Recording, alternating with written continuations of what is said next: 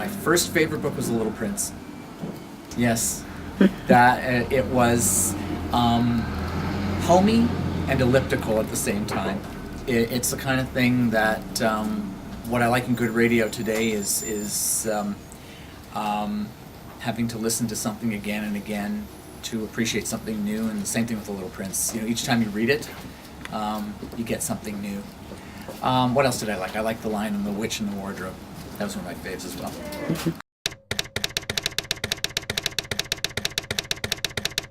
I write at my iMac. Sometimes, you know, I have a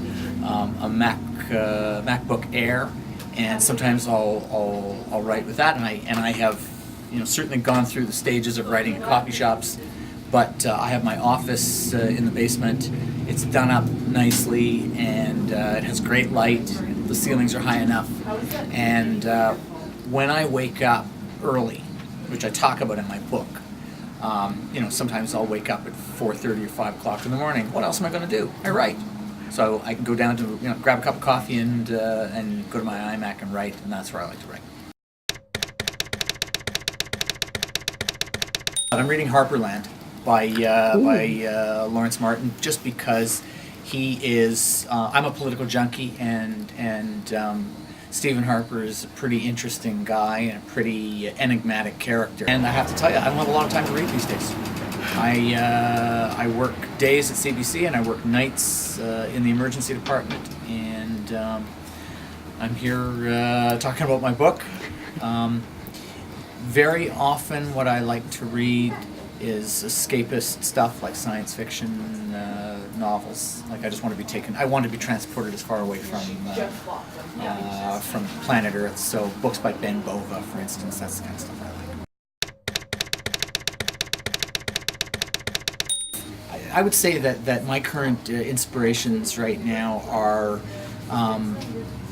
tend to be physicians who write well. So Atul Gawande in the United States, he's an essayist who writes about the culture of medicine, which is very much what I write about. And he's written a number of books about the healthcare system and about creating a culture of safety in medicine.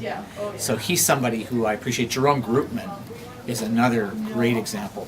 He wrote, I think, a seminal popular book called How Doctors Think. And it's all about the cognitive errors that people like me make when we're working in high-pressure places like the emergency department, where we have time, pressure, and distraction. And you know, I love the way writers like Jerome Groopman and Atul Gawande are able to translate really complex medicine and concepts and make them readable and approachable for people who have no medical training. That's what I aspire to do. That's why I wrote the book. That's why I have the radio show.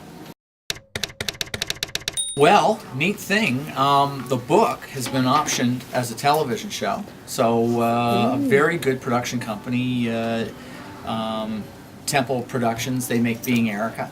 They're busy trying to develop a pilot for the show. So it would be a fictionalized account loosely based on the book, which is neat.